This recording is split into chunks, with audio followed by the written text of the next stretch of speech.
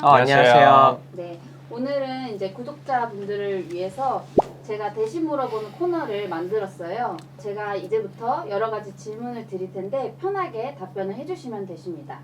우선 첫 번째로는 에릭 선생님과 우승 쌤이 되게 젊어 보여요. 그래서 오해를 많이 하시는 분들도 있고 학생이라고 언제부터 이 일을 시작했는지와 모르시는 분들이 아직 계실 수가 있으니까 간단하게 자기소개를 한 분씩 해주세요. 제가 먼저 하겠습니다. 저는 테스네이션을 운영한 지는 얼마 되진 않았지만 교육에서 종사한 지는 꽤 된 것 같아요. 한 11년 회차가 됐고요. 그리고 저는 조금 특이할 수도 있다고 생각하는데 대학을 졸업하기도 전에 AP도 가르치고 그 다음에 한국에 와서 토플, SAT, 그리고 지원서, 컨설팅 이렇게 하나하나씩 다 맛본 다음에 전반적으로 저는 단계를 밟아왔기 때문에 어느 순간부터 내가 할 수 있겠다 생각이 들어서 저희가 회사를 시작한 지 한 6년이 된 것 같습니다. 저도 에릭센만큼은 아니지만 제가 조금 더 어려서 경력은 저도 대학교 졸업할 때쯤부터 이제 이쪽 일에 종사를 하기 시작해서 횟수로 치면은 한 6년 정도 된 것 같아요. 영어 교육 그리고 이런 입시 관련해서 업무를 한 지 한 6년 정도 된 것 같고 저희 이제 대표님이랑 함께 일을 하게 된 거는 한 2년 정도 됐죠.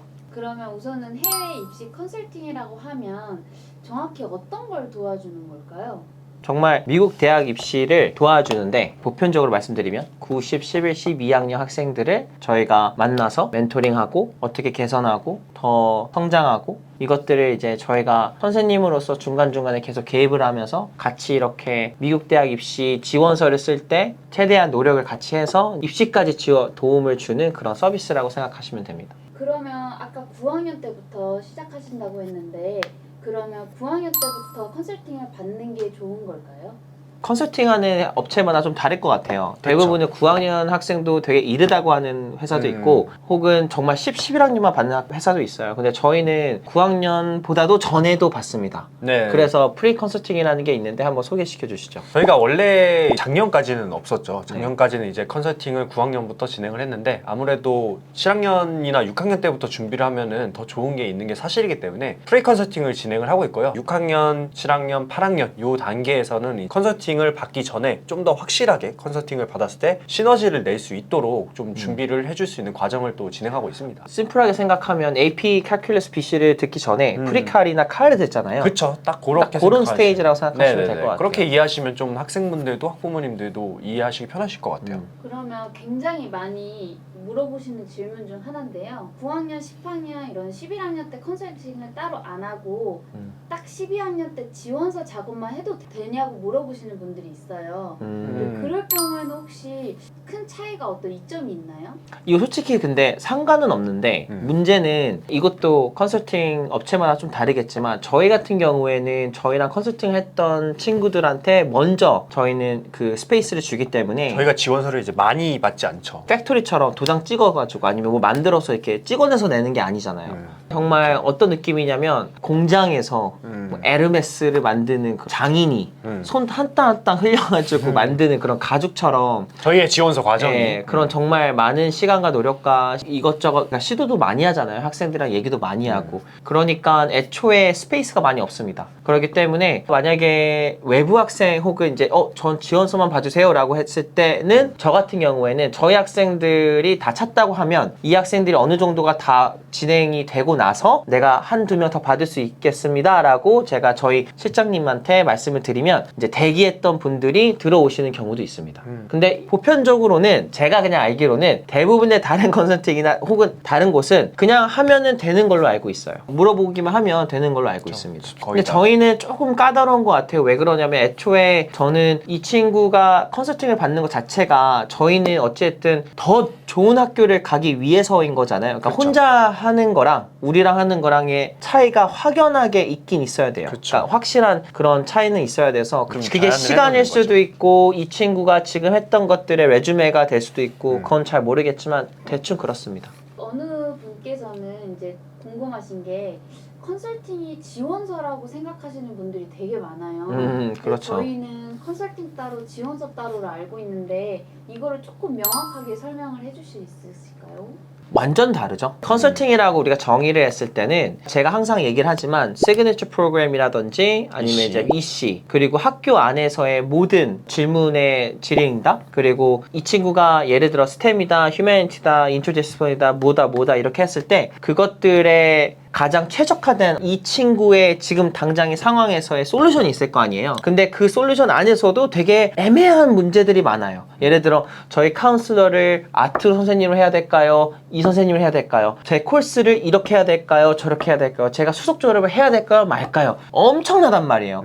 근데 그 질문의 답은 솔직히 전 되게 빨라요. 경험을 많이 했기 때문에. 저는 이제 이 씨를 말을 했을 때 저희는 제한을 두지 않잖아요. 그래서 학생이 10개, 뭐 20개도 하는 친구도 있을 수도 있겠고 2개, 3개만 친구도 있겠고 그게 컨설팅이라고 생각을 하고요. 혹은 그게 컨설팅이고요. 그래서 제가 학생을 매주 만나면서 이 친구의 전반적인 홀리스틱한 어프로치와 스파이크를 만들어주는 거에 집중을 한다. 그거고 우리가 나중에 12학년이 되면 지원을 하잖아요. 그때 이제 UC 애플리케이션, 공통 지원서, 커먼 애플리케이션 혹은 MIT나 조지타운은 다 개개인의 다른 플랫폼을 갖고 있기 때문에 거기 안에 들어가 있는 모든 영역을 글로써 멘토링을 하고 같이 글을 도와주고 뭐 여러 가지 이런 전반적인 지원서 도움은 또 지원서로 분류가 됩니다. 어떻게 보면은 완전 다른 작업이겠죠? 그러니까 11학년, 12학년 때까지의 학교 생활을 좀 도와주는 건 컨설팅의 영역인 맞아요. 거고 그거를 전체적으로 포장지를 다 싸가지고 이제 학교에 제출하게끔 도와주는 게 이제 지원서 과정인 거죠. 그렇죠. 우리가 컨설팅을 하면은 대략적인 방식과 혹은 대략적인 틀이 나오잖아요. 아, 이런 식으로 우리가 메이저를 고르면 되고 근데 거기에서 좀 애매모호한 것 같아요. 그러니까 우리가 컨설팅을 할 때 제가 이 친구한테 너는 이런 메이저가 좀 어울릴 것 같아.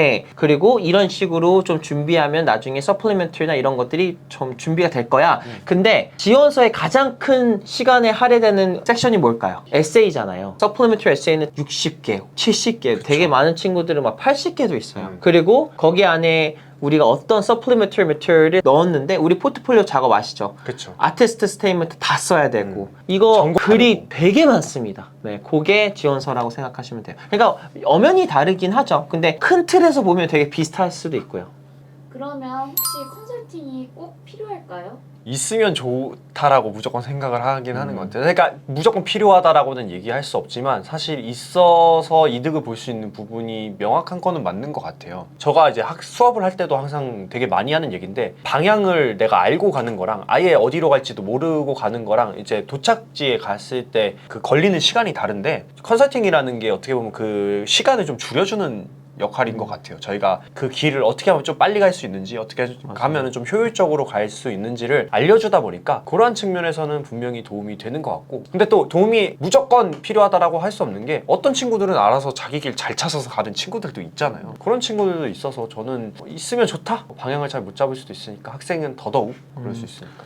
저는 솔직히 가능하다면 무조건 있어야 된다. 근데 이거는 솔직히 제가 저희한테 오라 이거는 아니고 절대 아니에요. 근데 좋은 선생님과 좋은 멘토는 무조건 찾아야 돼요. 이거는 무조건입니다. 저희 학생이 요번에 제 어시하면서 놀란 게 뭐냐면 그 친구가 아니 왜 작년 거 하나도 안 쓰세요? 진짜. 근데 이유가 뭐냐면 작년 거 쓰다가 망하거든요. 작년 거 쓰면 도태되거든요. 트렌드가 계속 변화하니까. 네. 혹은 그게 아니라 작년에는 작년 학생이잖아요. 이번에는 이번 학생이고 완전 모든 학생이 다 다를 건데 이게 되게 중요해요. 그러니까 저는 솔직히 제가 되게 럭키해서 좋은 사람들을 제 주위에 많이 둔 건지 혹은 제 스스로가 원래 그런 성향인지 모르겠지만 제가 지금까지 수십 명의 수백 명의 학생들을 이렇게 상담하면서 그 어떤 수상 성적과 성과가 있어도 이 친구는 이런 게 있었으면 좋겠다 이렇게 해야지만 더 잘 가겠다라는 게 그려져요. 그렇기 때문에 그런 부분들이 좀 아쉬운 것도 있고 또 대부분의 학생들은 조금 열심히 살지 않았던 것도 있어요. 그래서 좋은 학생, 좋은 선생님을 찾으면 내가 어떻게 살아야 되는지 내가 어떻게 해야지 내 스스로의 삶에 책임감이 더 생길 수 있는지 그리고 결과가 좋은지 그게 되게 중요한 거죠.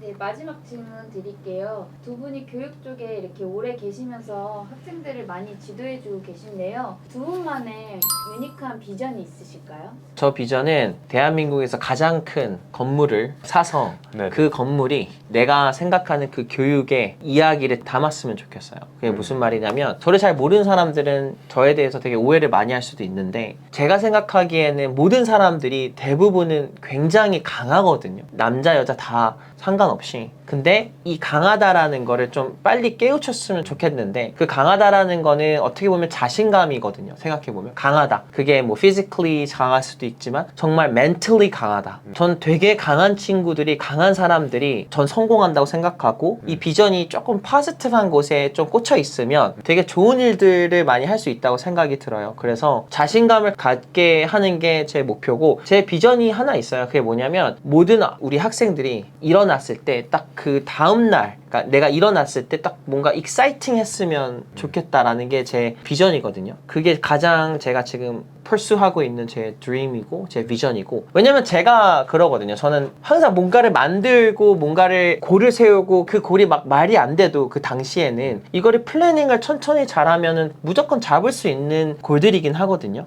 혹은 그 골이 되게 막 어처구니 없고 너무 막 커도 내가 거기까지 가다가 죽는다고 해도 그 누군가가 내가 거기까지 갔을 때 여기서 내가 이제 바톤을 잡고 다시 뛸 수도 있는 거잖아요. 그래서 전반적으로 제 비전은 모든 친구들이 자신감을 얻고 내일이라는 날을 되게 기대했으면 좋겠다. 저는 막 이렇게까지 사실 장황하진 않고요. 저의 비전은, 저는 좀 아이러닉할 수도 있는데, 제가 이런 교육 쪽으로 들어서게 된 계기가, 제가 고등학교 때 굉장히 방황을 하고 방향을 못 잡을 때 오히려 저를 도와주는 선생님이 없었어요. 그래서 오히려 없다 보니까 내가 나중에 그런 사람이 됐으면 좋겠다라는 생각이 들어서, 저는 그냥 되게 짧고 간결하게, 그래도 나를 만나는 학생들이, 나를 거쳐가는 모든 학생들은 나를 통해서 긍정적인 영향과 어떠한 좋은 결과를 받았으면 좋겠다 라는 게 그냥 1차적인 목표인 것 같아요.